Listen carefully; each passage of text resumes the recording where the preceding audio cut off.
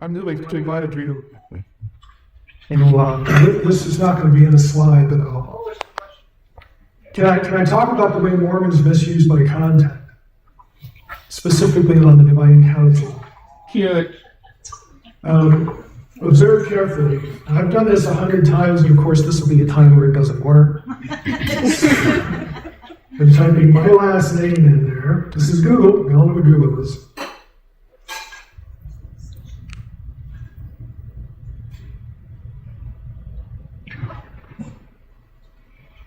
I could probably get this without typing Maxwell Institute in there. Oh, look at that. It's the top hit. This is my article published in a Mormon journal. I'm probably the only evangelical that's been published in a Mormon journal critiquing Mormonism. I'll tell you a story. We'll just look at the article. You put it in the title. You've seen one Elohim, you've seen them all. And they weren't offended by that. Here's the backstory to this. This goes back to 2007, so it's pretty old. I got an email one day from somebody who just sent me a link to a forum and says, "Yeah, you need to go to this forum because like somebody is beating up on somebody else, and the guy getting beat up on is defending your view of Soul Baby 2." So I thought, okay, I'll read it. So I went and looked, and sure enough, yeah, this guy was taking a beating. And I just typed a little comment in there, hey, like, let up on this guy, because, you know, this is a mainstream view of biblical scholars, and I gave a few references or whatever, and that was that. I got an email the next day from the guy getting beaten up, saying thank you, and he just so happened to be a professor at BYU. He was a professor of Middle Eastern studies, specifically Arabic literature. And it turned out he had written in a feshrift. You know what a feshrift is? Feshrift is a collection of articles in honor of someone or some occasion. This guy had written it was really long. It was like 80 pages long. He sent me the bound book. He had written an article in the feshrift for some Mormon guy on Psalm 82. It was basically articulating how he understands Psalm 82 as a Mormon academic. And he said to me, I actually read through it, and you know, in terms of where I'm at as a scholar of Hebrew Bible, which is not his field, and ancient Near Eastern stuff, it was a pretty basic article. It was pretty thorough, and it got into how Mormons, you know, interact with this stuff. So I thanked him for it. We got to chatting, by email, and I found out, he told me that he says, every year, and maybe we'll meet in November because I go to the Evangelical Theological Society meetings every year. And so I said, I need to do that, you're Mormon. And no office, he said, nobody in Mormonism does biblical studies.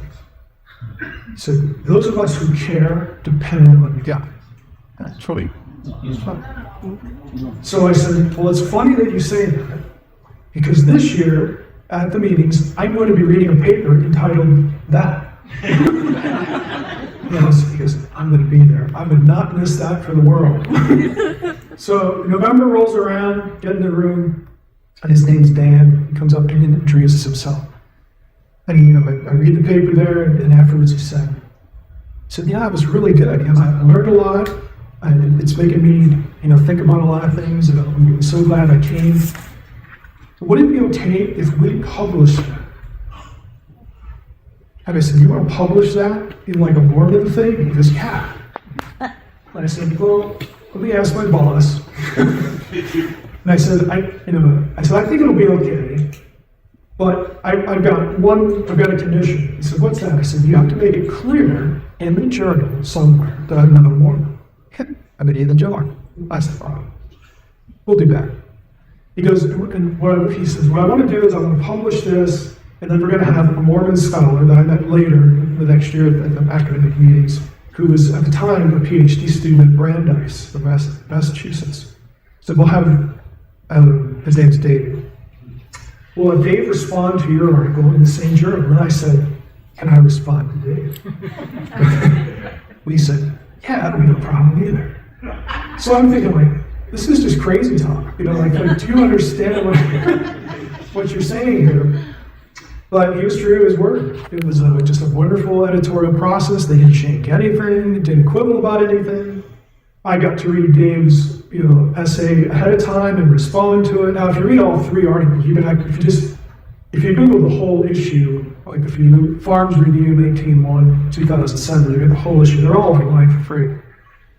It turned out that Dave wasn't really interacting with my paper. He really went off on this anthropomorphic language in Genesis. The whole idea God used to be a man, that kind of thing. So that's kind of standard Mormon stuff.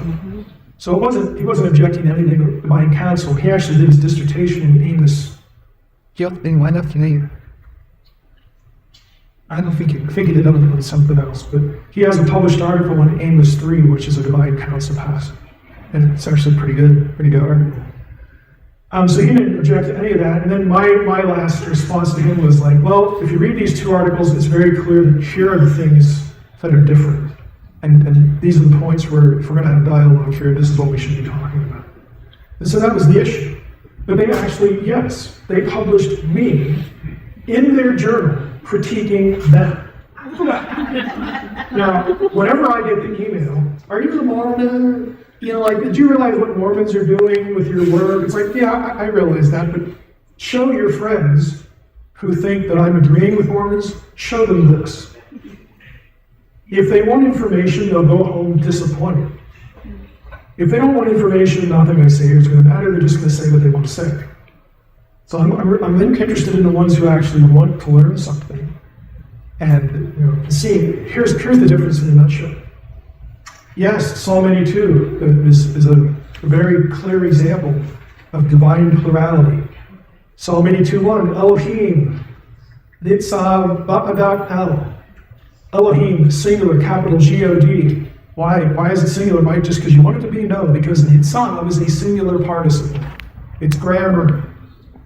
God takes his stand in the divine council. The next line is, V'kerev Elohim Mishpot. In the midst of the Elohim, he passes judgment. It's not their passing judgment, he is passing judgment over them, and he's doing that in their midst, okay, in the midst of the Elohim. So you got one verse, Elohim 2 times, one is clearly singular, the other is clearly plural. As I wrote in Unseen Realm, the first time I saw this, I was a doctoral student in Hebrew Bible at Wisconsin. And that was my watershed moment, like how in the world could I have never seen this before? So if you go down to verse 6, the same Elohim, the speaker, who is God, says, I said it to all of you, you are gods, you are Elohim, you, plural pronoun, you are Elohim, all of you, sons, plural, of the Most High, but you are going to die like men. So sons of God, sons of the Most High, there isn't another Most High, because there's only one of them. So the sons of God are Elohim, and God is an Elohim. So how do we parse that? And if you've read Unseen Realm, if you've read Supernatural, you know the answer is really actually easy. We don't have to run from it like most evangelical commentators do. We don't have to say ridiculous things like, the gods here are just men, they're Israelite judges, blah, blah, blah, blah, blah. It's absurd stuff, and it's very common. Elohim just means, it denotes, you would use it as a writer to denote, to label a being whose nature is disembodied and a resident of the spiritual world. That's all it is. This is why the disembodied Samuel in 1 Samuel 28:13 is called Elohim. It's not because the biblical writer thinks a dead guy or somebody else who's dead is on the same ontological par with the God of Israel. Nobody thinks that because they're not idiots, all right? Nobody thinks that their dead baby or their dead aunt or their dead uncle is qualitatively the same as the God of Israel. But if you're Mormon, you have to come. See, that's the problem. That's why I called my article, You've Seen One Elohim, You've Seen Them All. Because their divine plurality is that all the Elohim are basically the same. This is why they have Lucifer, who's a divine being. He's an Elohim. He's a disembodied member of the spiritual world. They have him and Jesus as brothers. They're just Elohim. There's no difference between Yahweh as an Elohim and some other Elohim. They're just all Elohim. No, I'm sorry, that's not the case. Because if you read your Hebrew Bible, only Yahweh is described in certain ways. Only He is the Creator. Only He is sovereign. Only He is the author of salvation. I mean, there are certain ways that this one Elohim gets described that none of the others do.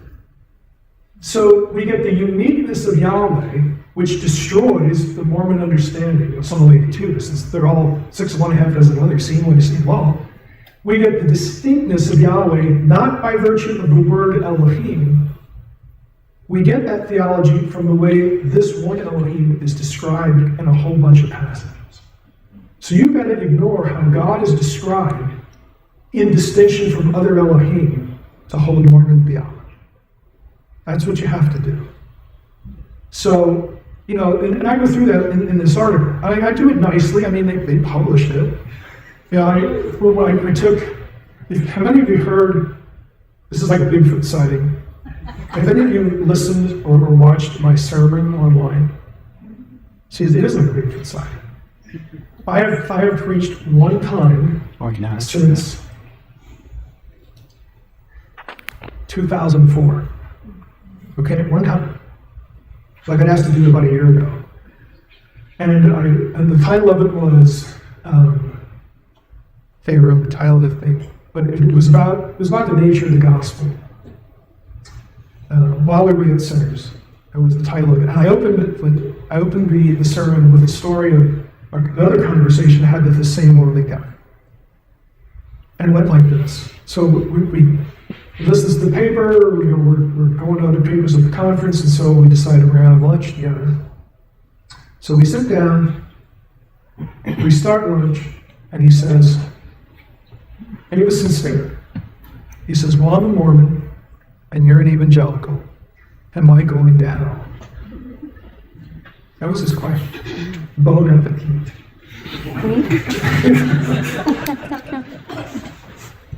And I said, I'm going to answer that question the way I'm going to answer it no matter what you were. I don't care what you are, because the answer is always the same. Doesn't matter if you're Jehovah's Witness, doesn't matter if you're Catholic, it doesn't matter if you're a member of an evangelical church, the answer is always the same.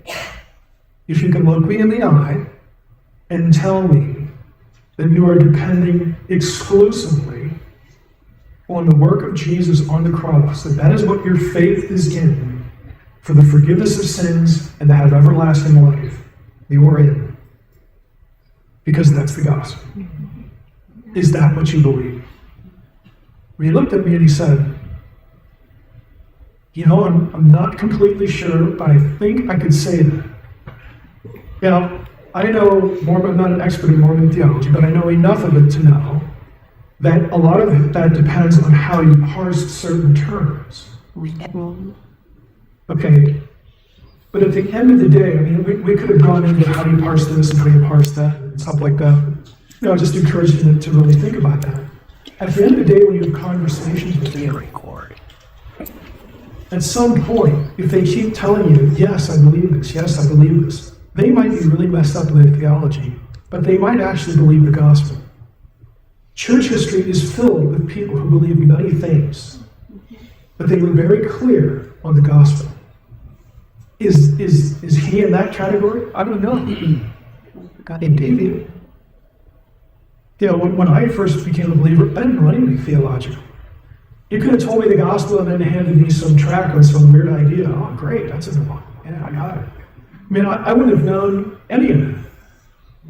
Even some of you may have heard, part of my testimony. I knew nothing about Scripture. When I became a believer, I had heard of Adam and Eve. I had heard of Jesus, but I had heard of Noah. I was tapped at that point. I knew nothing. So, I didn't have the knowledge of the deity of Christ, embracing the deity of Christ. That's unnecessary for something. No, it's not. Now, it's a different story if I reject it later. That's a different conversation.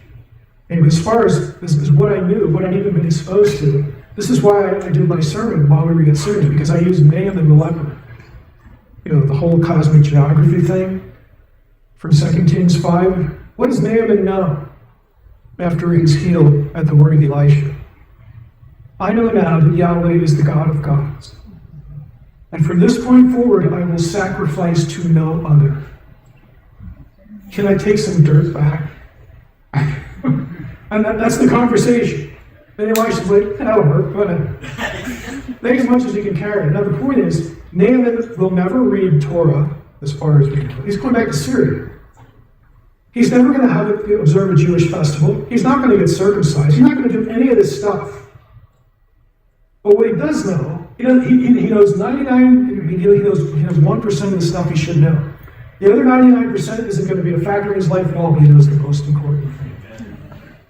That's what he knows.